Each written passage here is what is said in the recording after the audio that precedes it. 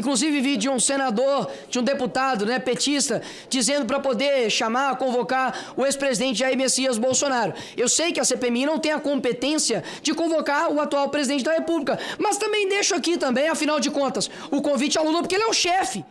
Aceitem que dói menos. Não é que não teve tiro porque não tinha gente querendo golpe. É porque vocês não tinham força social, Eduardo Bolsonaro, porque foram derrotados pelo povo brasileiro na eleição em 2 turnos e depois. E dizer que o plano de trabalho podia ir, inclusive, ainda mais longe. Infelizmente, o que nós vimos aqui, de uma parte minoritária da composição da CPMI, de pessoas que deveriam estar na CPMI na condição de investigado e não investigadores, tem no mínimo uns 3, que tem queixa-crime no Supremo Tribunal Federal, que tem pedido de cassação de mandato, que usaram as suas redes sociais e a sua força política para estimular os atos golpistas e querem se vender aqui em pele de cordeiro, como se grandes preocupados estivessem com a verdade. Mas, se preocupados estivessem com a verdade, nós deveríamos ir mais longe. Por exemplo, na forma que durante a pior pandemia da nossa história de Covid-19, o presidente promovia e fazia atos golpistas na frente do Palácio do Planalto, pedindo fechamento de liberdades democráticas com atos e bandeiras claramente golpistas. Nós podemos ir naquela reunião com os embaixadores, que aliás o Bolsonaro tem um depoimento dia 22 de junho desse mês, em que ele utilizou o seu mandato e a estrutura do Palácio do Planalto para criar uma teoria da conspiração para justificar uma base minoritária. Aceitem que dói menos. Não é que não teve tiro porque não tinha gente querendo golpe.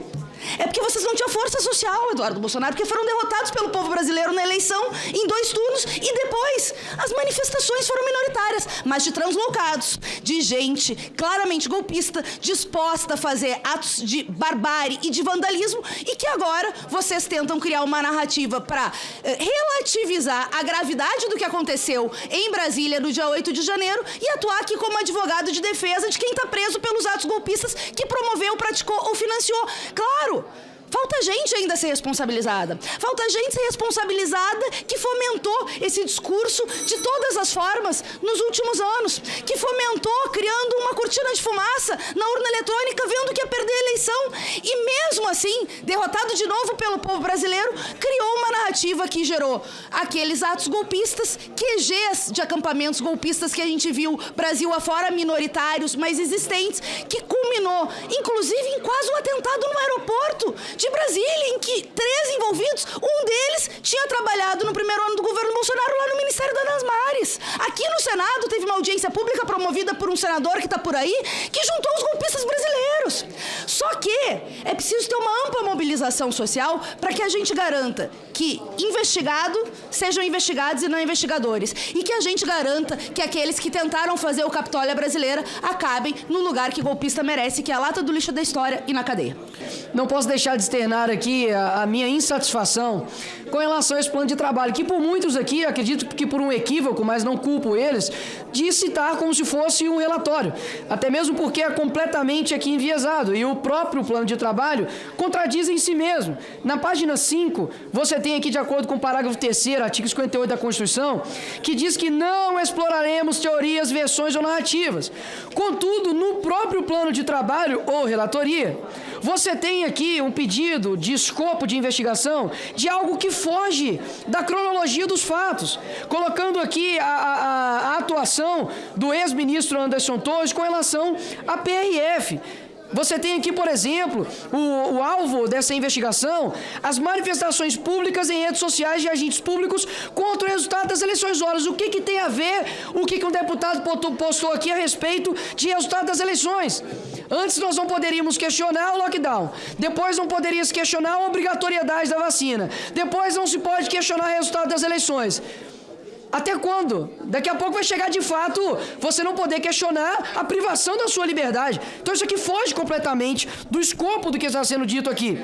E o próprio deputado do PT, né, elogiando, né, o relatório, mostra as falhas desse plano de trabalho. Não tem cronograma, ele exclui por completo as subrelatorias, e eu não posso deixar de externar aqui a insatisfação não somente minha, presidente, mas dos outros demais colegas, com relação à parcialidade da relatora. Isso aqui não é um ataque de sexos, porque ela é mulher, não, pelo contrário, tem que parar de ficar usando o sexo como um escudo de não conseguir ouvir a verdade. Infelizmente, a mesa, ela necessita ter uma imparcialidade, e a gente não vê isso da relatora, que além de amiga, deixou bem claro no primeiro dia aqui de reunião, chamando as pessoas ali que invadiram de golpistas bolsonaristas. Ora, já tem um ultimato desse relatório, e pior, a própria mesa não conhecia o plano de trabalho.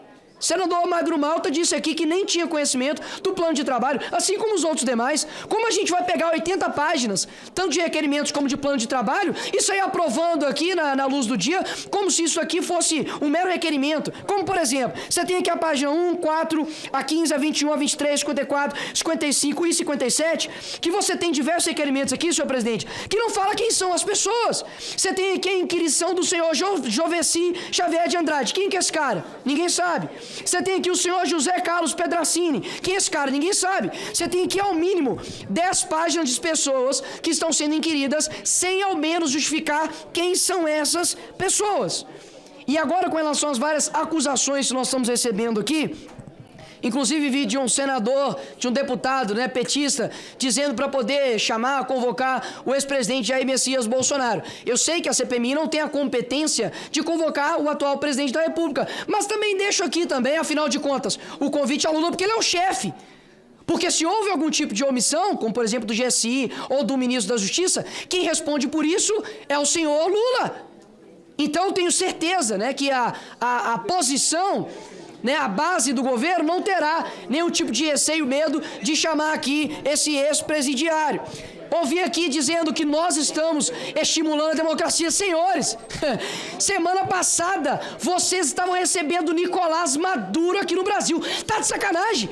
De querer ficar taxando senhores e senhoras aqui como terroristas. Peraí, que narrativa mais fajuta. Aí isso só cola na cabeça da esquerda, de pessoas mentirosas. Porque se mentira fosse esporte olímpico, tinha vários campeões aqui, como a deputada aqui que antecedeu, que disse que o deputado Eduardo Bolsonaro não foi citado ou acusado de 24 indiciamentos. Mentira! Mentira! Inclusive ela disse que eu poderia passar o vídeo aqui, só não vou passar para ela não passar vergonha. Mas depois vocês vejam aí, Brasil, se ela mesma não te disse isso. Então assim, é uma mentira atrás de outra mentira. E é impressionante que eles tentam colocar como se o ex-presidente Bolsonaro durante 4 anos incitou o que aconteceu. Que horas?